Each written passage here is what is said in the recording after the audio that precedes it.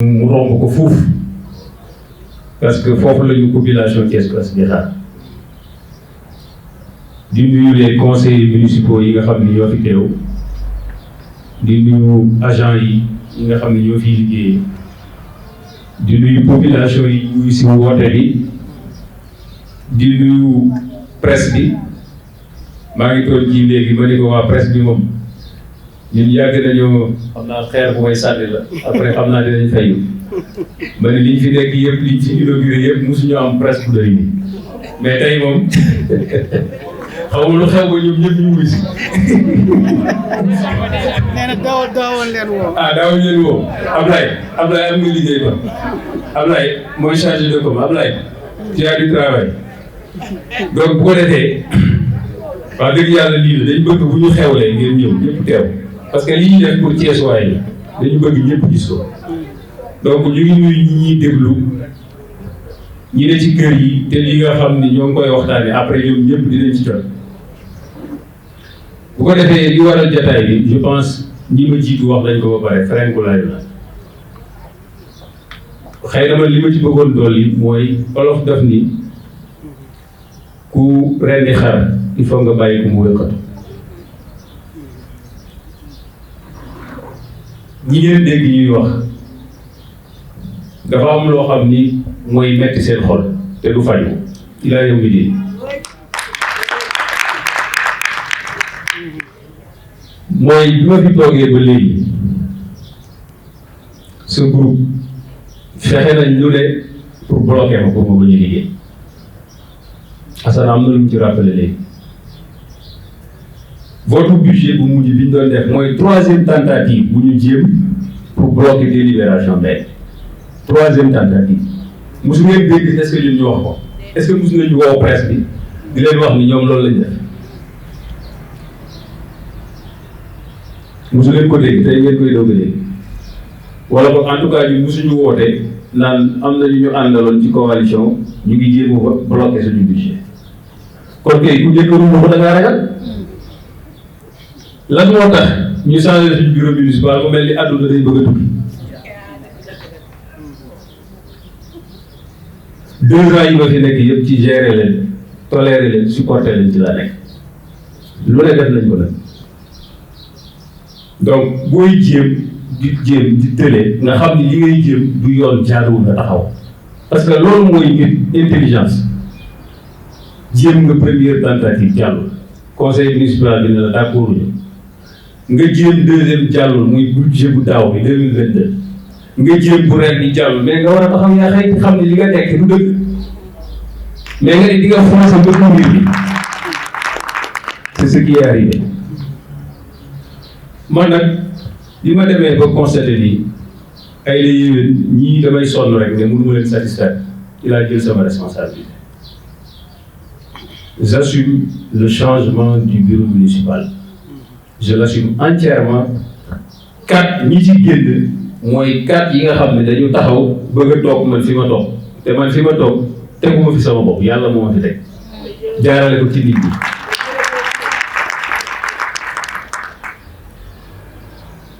ñoom su fekkee dañu bëgg nekk maire nañ xaar ba mandat bi jeex ñu dem ci askan yi wax ak ñoom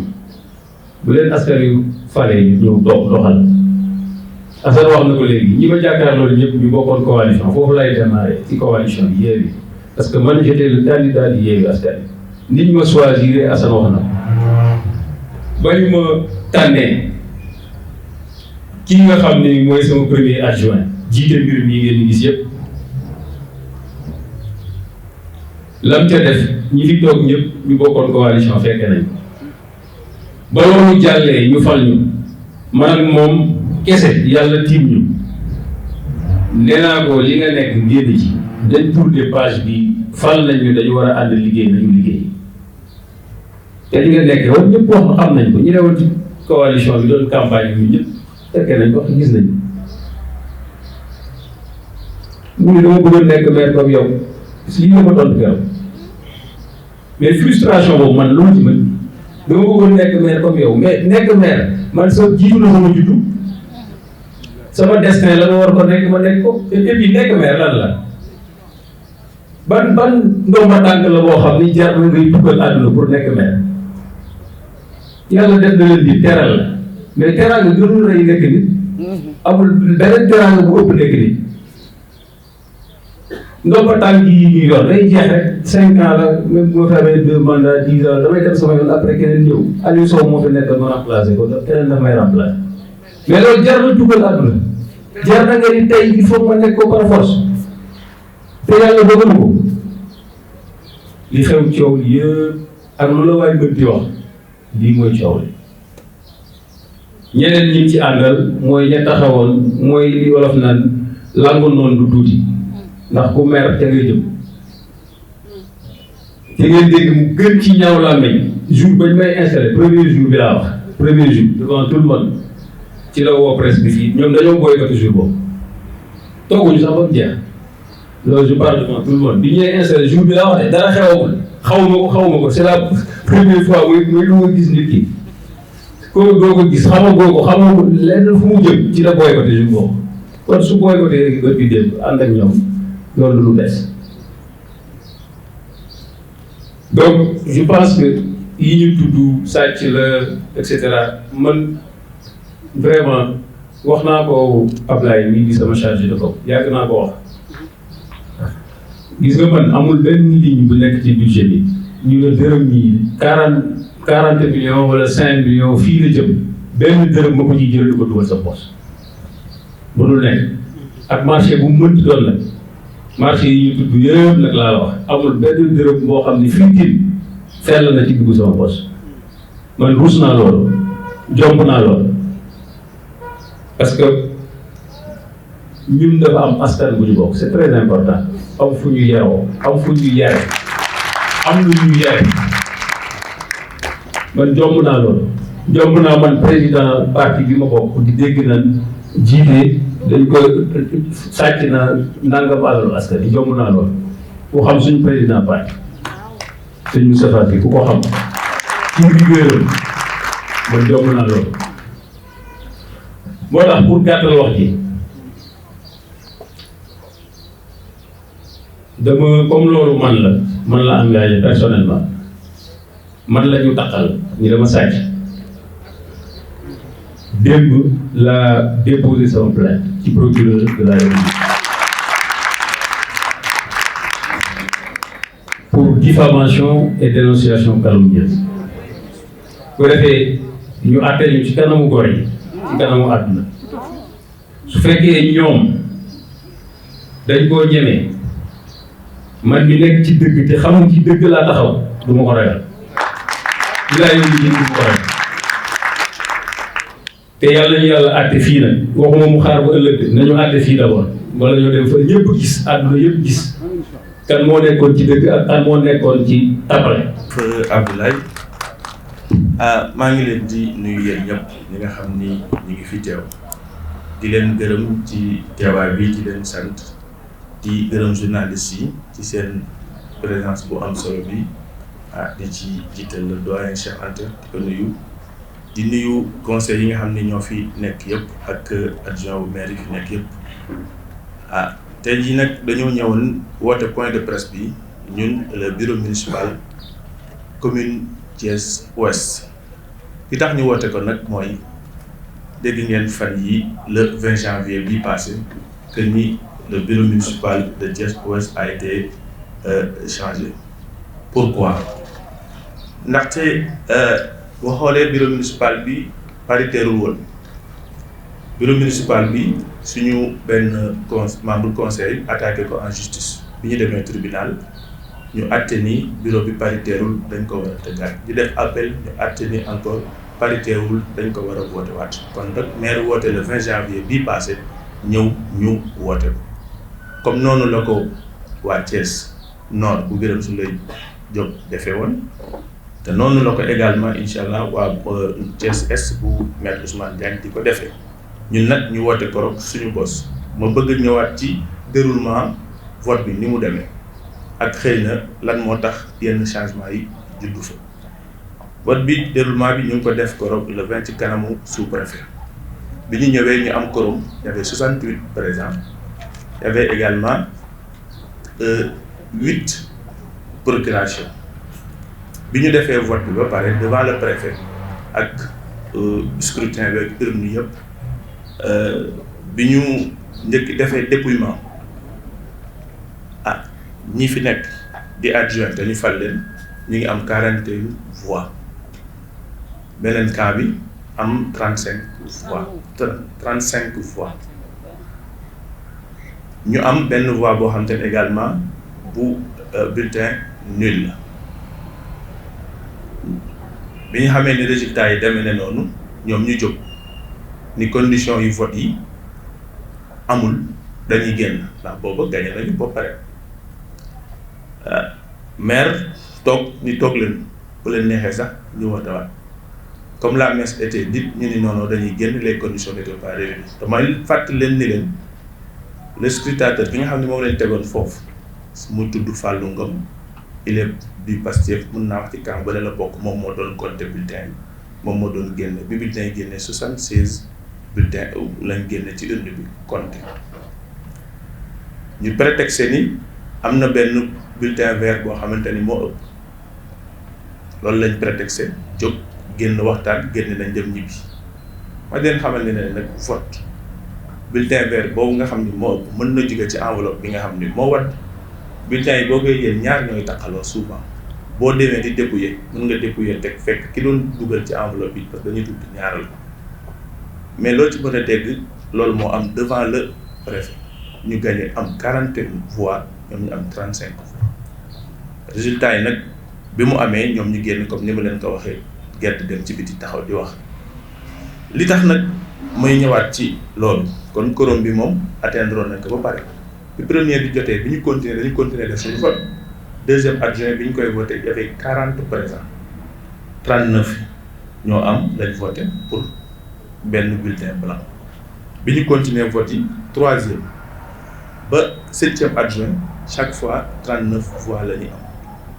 plus que la moitié conseil xam nañ ni 76 la 39 voix chaque fois moom moo voté adjoint moom moo fal devant le sous-préfet nag mu pare ñu entérimer suñu vote ñu dem donc déroulement jour vote bi noonu la demee donc may féliciter dëgg yàlla ñi nga xam ni ñoom la ñu nommé tey di féliciter également conseil municipal Thiès Ouest la majeure partie ndax li tax loolu mën nañoo seetlu ni ñaar daf ci am benn bi mooy dañu voté waat ndaxte bureau bi paritaire woon beneen bi mooy ni la majeure partie des conseils dañu sanctionné yenn comportement yi nga xam ni moom la yenn adjoint au maire yi amoon ndax am nañu génn ci bureau bi am ñeneen ñu dugg li waral loolu nag mooy conseil bi dañu sanctionné comportement yenn adjoint au maire ndax yenn adjoint au maire yi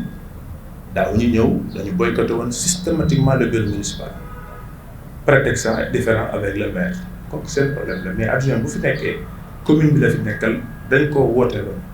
moo leen wax ni la maire falul ay adjoint dañ koy woote kenn du ko nommé conseil yi ñoo koy woote bi conseil yi gisee comportement boobu à plusieurs reprises heure bu duñu dem ci activité maire yi duñu également ñëw bureau municipal systématiquement lañ ko boycotté conseil yi ñu ngi ni sama gannaaw wax nañ ko budul benn wax nañ ko budul ñaar wax nañ ko budul ñett ils ont sanctionné comportement yooyu nga xam ni jàpp ñu ne war na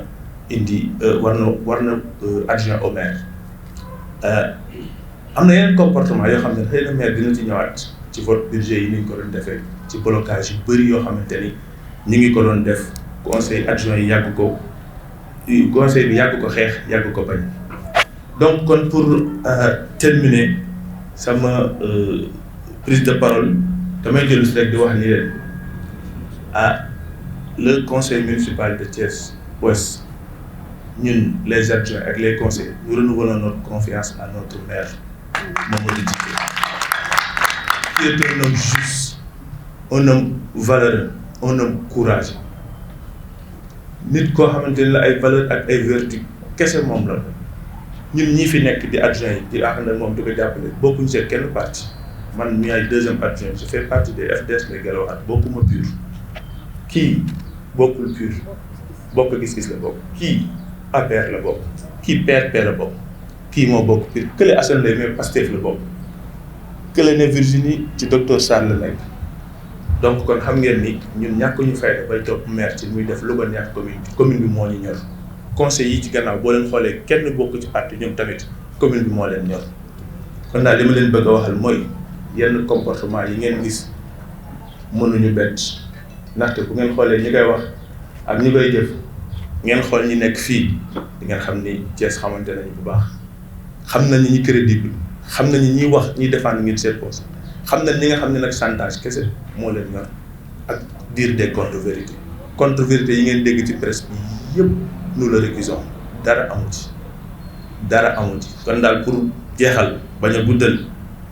ñu ngi dellu di feddaliwaat suñu kóllëre dellu di renouveler waat suñu confiance ci suñu maire di ko wax ni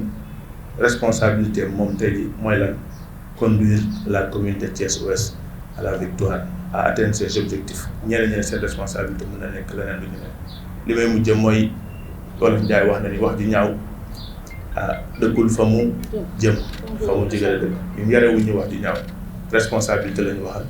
liggéey ngir askan bi kon pour bañ a guddal maa ngi yem foofu. Prière sur le prophète Mohammed, l'incarnation de la miséricorde divine. Chère population de Thiès-Ouest, Mesdames, Messieurs les adjoints au maire, membres du nouveau bureau municipal de notre commune, Mesdames, Messieurs les conseillers, Mesdames, Messieurs les agents de notre administration communale, Mesdames, Messieurs les journalistes, chers invités, je vous adresse mes salutations les plus courtoises et vous remercie de votre présence massive pour répondre à notre invitation. L'heure est grave, mais la gravité de l'heure ne saurait empêcher la personnalité d'un militant convaincu. Depuis quelques heures, des conseillers de notre auguste institution s'attaquent à son maire, en tentant vainement de ternir sa réputation qu'il s'est mise à construire et à préserver jalousement depuis sa tendre enfance. Du Dara de Oustaz Moussa Kéré, éducateur hors pair connu de tous ici à Thiès, en passant par l'école élémentaire et le CEM Mamadou Diaw, le lycée El Hadj Malick Sy, jusqu'à l'université de Dakar, les témoignages sont unanimes. Djidé est un homme de valeur, un homme droit, un homme véridique, un homme courageux et sincère. L'essentiel des auteurs de cette entreprise politicienne funeste de destruction de noms, quant à eux, sont connus de tous les Thiessois. Cette ville est trop étroite, on se connaît tous. Je vais m'en arrêter là. Considérant que ces propos sont des accusations gravissimes et ne sauraient être justifiés aucunement par un combat politique, en toute responsabilité, j'ai porté plainte contre leurs auteurs auprès du procureur de la République près le tribunal de grande instance de Thiès pour diffamation et dénonciation calomnieuse. Pour saisir les contours de cette campagne de délation, il faut remonter le temps dans un passé récent. Après mon choix pour porter l'étendard de la coalition Yewwi Askan Wi sur une liste de 8 prétendants, les frustrations vont surgir. Chacun va le manifester à sa manière. Certains ont préféré quitter la coalition, comme Pédio. D'autres vont rester tout en essayant d'avaler la pilule amère sans jamais y parvenir. C'est le cas de mon ex-premier adjoint. Pour lui et les autres, personne ne me connaît. C'est le seul argument brandi. J'étais le seul à croire en ma victoire. Pour preuve, tous les autres candidats non retenus ont décidé d'aller se réfugier sur la liste proportionnelle. Se tailler une bonne place pour s'assurer d'être élu. Conseil. Tous les autres prétendent. tous sont allés sur la liste proportionnelle. À la suite de notre victoire, j'ai tout fait pour les associer à la gestion en leur confiant des postes de responsabilité stratégique. Mais c'était toujours en deçà de leurs prétentions. Ils voulaient être des maires. En conséquence, ils veulent être à ma place. Or, une seule personne peut être aux commandes. Durant les 2 ans qu'on a passés ensemble, j'ai tout fait pour satisfaire leurs caprices politiques. J'ai géré dans la douleur leurs humeurs et leurs états d'âme. Malgré tout,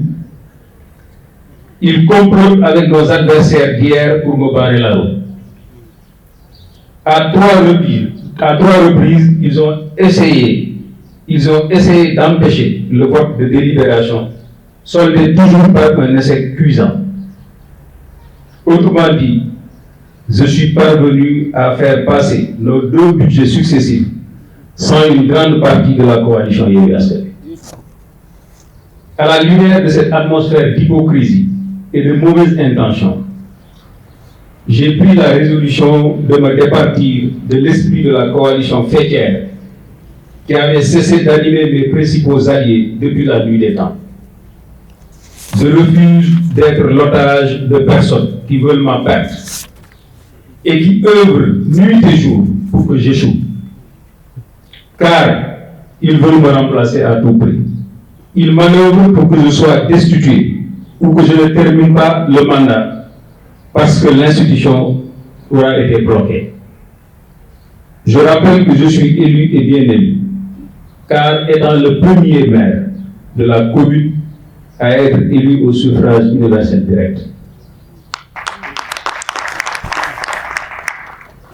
J'assume la rupture avec la coalition Yewwi Askan Wi au niveau de Thiès-Ouest.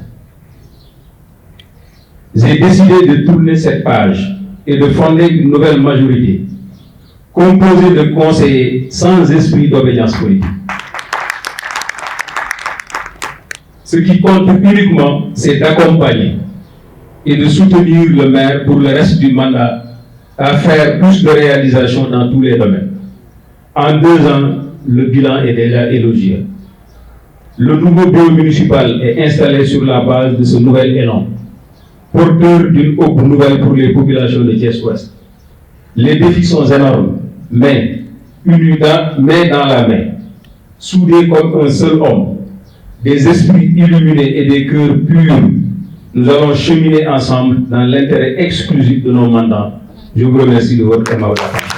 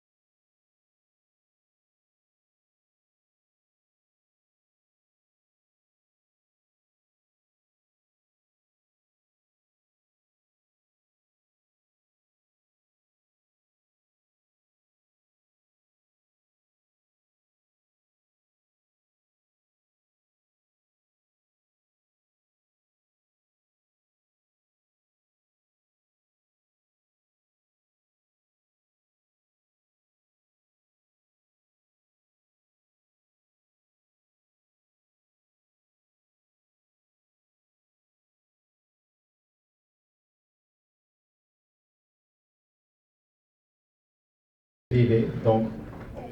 point de presse bi jeex na maintenant si vous avez besoin d'interviewer